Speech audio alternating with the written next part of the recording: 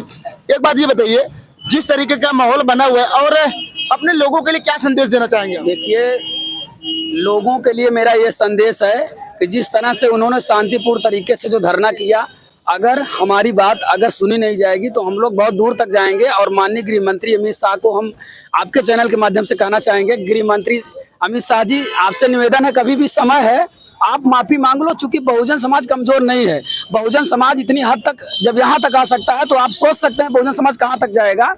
तो मैं बस इतना कहना चाहूंगा। और जाते जाते कहना है कि हम लोग संघर्ष करने वाले लोग हैं, हम लोगों ने संघर्ष करके पानी भी पिया है। तो कहना है कि संघर्ष के साए में इतिहास हमारा पलता है, और जिस ओर जवानी चलती है उस ओर जमाना चलता है, उस ओर जमाना चलता है। धन्यवाद सर आपका।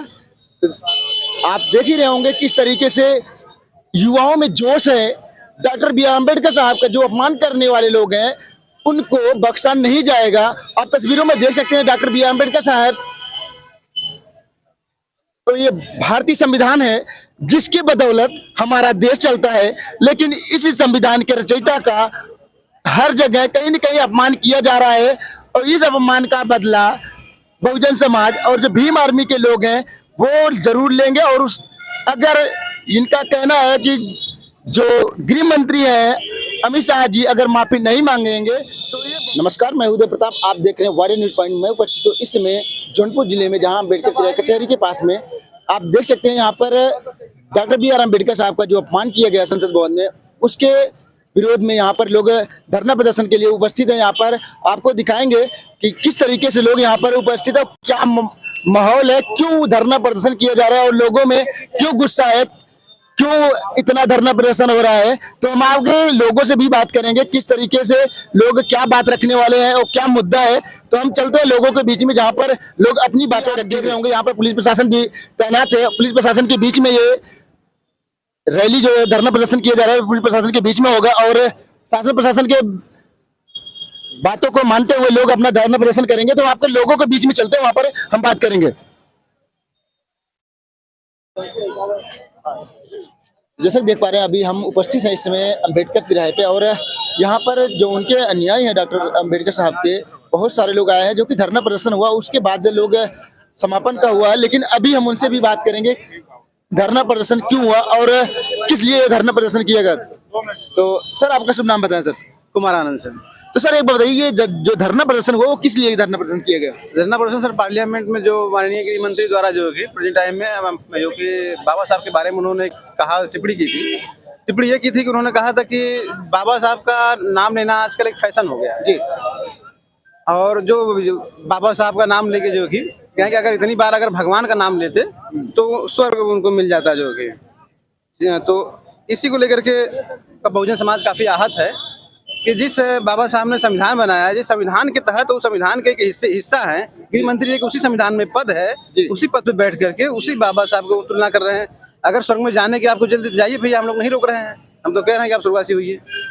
तो सर एक बात ये बताइए, जैसा कि आप देख रहे होंगे कि चाहे बसपा हो, चाहे सपा हो, चाहे कांग्रेस हो, चाहे भाजपा हो, आपको पता है कि सिर्फ भाजपा ही एक ऐसी संगठन है कि जो कि बाबा साहब के अनुयायियों को लेकर चलते हैं, उनके कार्यों को आगे लेकर चलते हैं। लेकिन इस समय आप देख रहे होंगे कि सपा और कांग्रेस दोनों एकदम होड़ मचा रखी है। लेकिन आपको ये भी पता होगा सर कि जब डॉक्टर बी आर अम्बेडकर साहब का निधन हुआ था, वही पंडित जवाहरलाल नेहरू थे जो कि बाबा साहब को उनके जहाँ पर उनका समाधि बनती है वो जगह नहीं दी है। और आज दुनिया भर का बाबा साहब का फोटो लेकर उनके बातों को लेकर आगे चल रही है। आप इस पर क्या कहेंगे सर?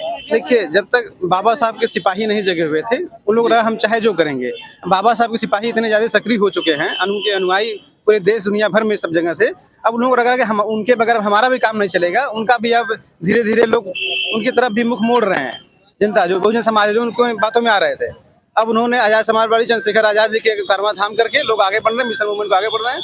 तो अब उनको लगा कि इनके बगैर काम नहीं चलेगा, इसलिए बाबा साहब का लोग भी नाम ले रहे हैं अब इस समय। बाकी इन्होंने कुछ कम नहीं किया, इन्होंने लखनऊ में भी कई नाम चेंज किए थे, सपा की सरकार थी, और कांग्रेस ने भी क्या क्या किया था, कई समस्या की चीजें की थी उन्होंने। लेकिन अब लग रहा है उन्हें भी एहसास हो गया है, तो बिना इनके काम नहीं चलने वाला, वो लोग भी जान गए हैं, इसलिए वो लोग अभी जुड़ रहे हैं। सर बहुत बहुत धन्यवाद, आप जुड़े। तो थोड़ा सा सर से भी बात करेंगे, बहुत सारे लोग हैं, बात करने में थोड़ा सा समय लगेगा लेकिन बात करेंगे। सर आपका शुभ नाम बताएं। सर विजय गौतम।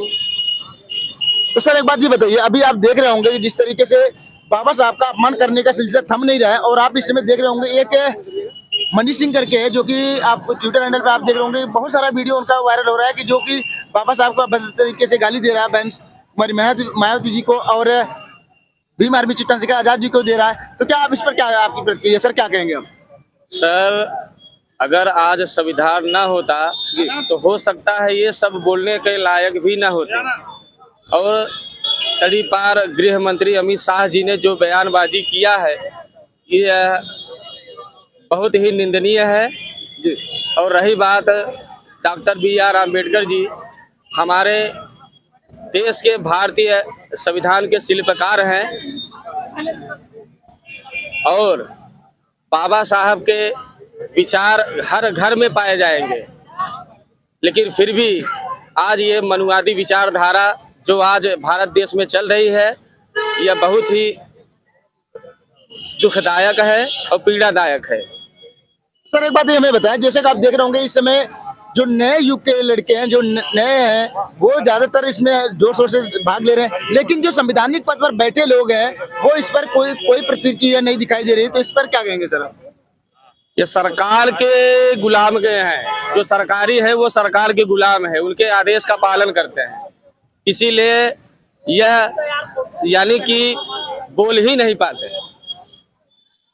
तो सर एक बात ये बताइए, अभी हम जब धरना प्रदर्शन चल रहा था हम लोग चल रहे थे साथ में, लेकिन वहाँ पे जो पुलिस प्रशासन द्वारा रोका गया कि वो उनको डांट कर उठा रहे, तो सर ऐसा क्यों किया जा रहा है? क्या गलत, जो धरना प्रदर्शन में बैठे थे लोग क्या कुछ गलत कर रहे थे? ये सब बीजेपी का एजेंडा है और एक कार्यक्रम नहीं, हम लोग कई कार्यक्रम करते हैं। बीजेपी की कहीं न कहीं यह डर हम सबको दिखाई देती है कि जब बीजेपी डरती है बस पुलिस को आगे करती है, बस और कुछ नहीं। तो सर आप अभी क्या लगता है कि आपको जो आपका धरना प्रदर्शन हुआ है, क्या आपकी बात मानी जाएगी? मानी जाएगी, क्यों नहीं मानी जाएगी।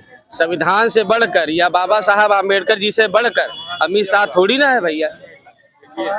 अगर आपकी बात नहीं, आप एक मिनट आइए सर, आइए बिल्कुल आइए सर। अगर जैसे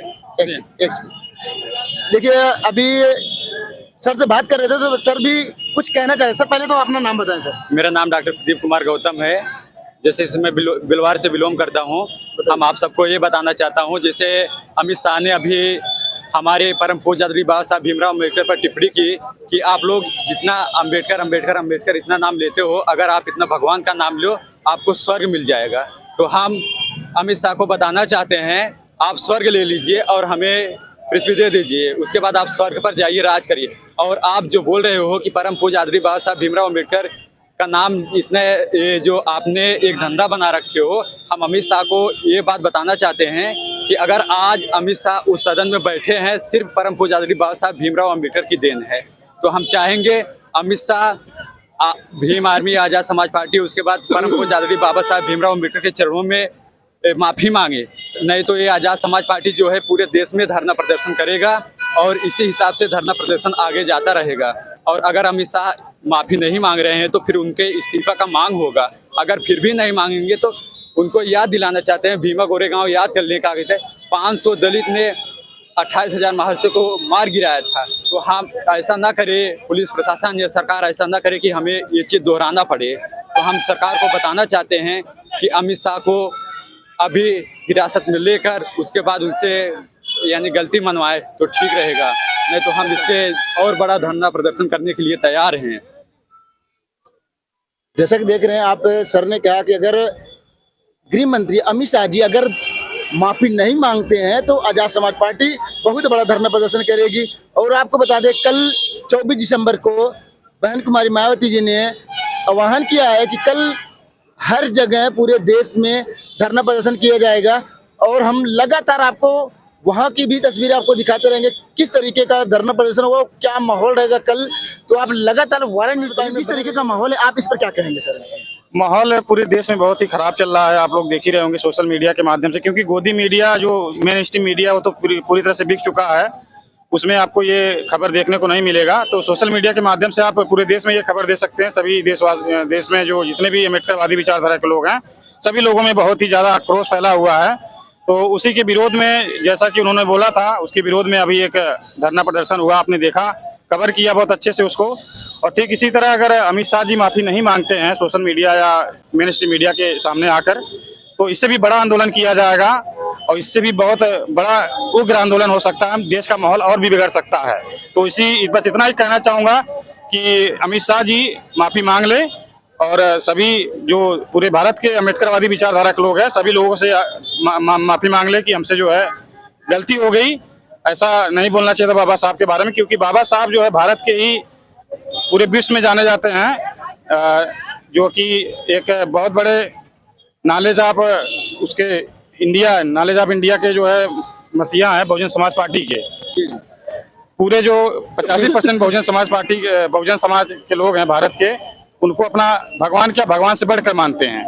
तो ये भारत में बहुत बड़ी आबादी है 85%। तो जाहिर सी बात है देश का माहौल खराब हो सकता है अगर अमित शाह जी माफी नहीं मांगते हैं। धन्यवाद आपके सभी दर्शकों को बहुत बहुत। जैसा कि बता दूं, अभी आपने सर ने कहा है कि डॉक्टर बी अम्बेडकर साहब सिंबल ऑफ नॉलेज।